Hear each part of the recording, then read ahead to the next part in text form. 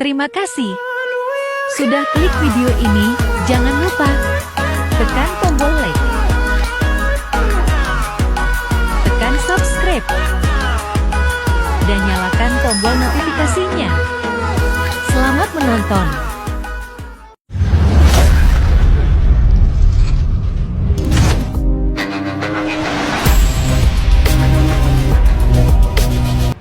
Assalamualaikum warahmatullahi wabarakatuh. Perkenalkan, nama saya Naufal Aimanul Ihsan dengan NIM B1062241. Saya prodi dari Ekonomi Islam. Sini saya akan menjelaskan Ekonomi Islam 1 Mikro dengan tema teori permintaan Islami dan perbedaannya dengan teori permintaan konvensional. Teori permintaan konvensional. Teori permintaan konvensional adalah teori dalam ilmu ekonomi yang menjelaskan hubungan antara harga suatu barang atau jasa dengan jumlah barang atau jasa yang diminta konsumen pada periode tertentu. Beberapa faktor utama yang memengaruhi permintaan itu ada 4. Yang pertama, harga barang. Harga barang, semakin rendah harga, semakin banyak jumlah barang yang diminta atau hukum permintaan.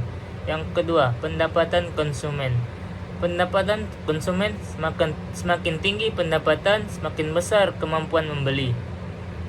Yang ketiga, harga barang yang lain. Substitusi dan komplementer memengaruhi jumlah permintaan.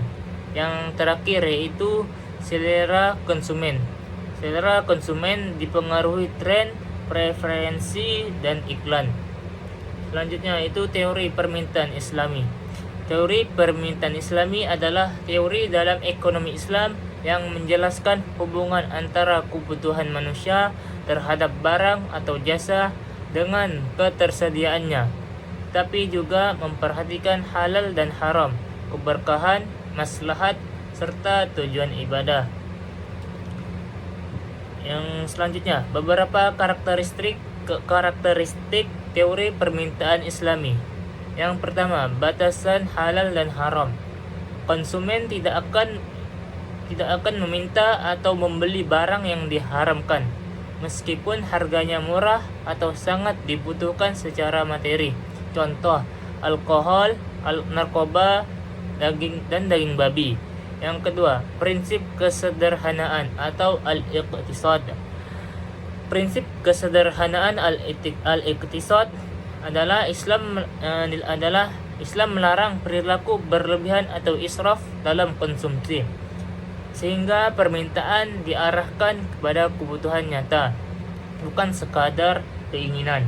Yang ketiga, pertimbangan akhlak dan sosial. Pertimbangan akhlak dan sosial adalah konsumsi diarahkan pada hal-hal yang memberi manfaat baik untuk individu maupun masyarakat, serta menghindari mudarat. Yang terakhir adalah tujuan spiritual. Tujuan spiritual adalah konsumsi dipandang sebagai sarana ibadah kepada Allah, bukan sekedar pemuas nafsu. Selanjutnya, perbedaan teori permintaan konvensional dan Islami. Teori konvensional perbedaannya ada 5. Yang pertama, memaksimalkan kepuasan materi atau utility. Yang kedua, harga, pendapatan, dan selera. Yang ketiga, tidak ada batas moral atau selama mampu membeli. Yang keempat, materialistis dan individualistis. Yang terakhir, bisa menimbulkan konsumsi berlebihan dan kerusakan. Yang kedua itu teori Islami. Teori Islami itu perbedaannya ada 5, yaitu pertama, mencari keberkahan, memenuhi kebutuhan sesuai syariah.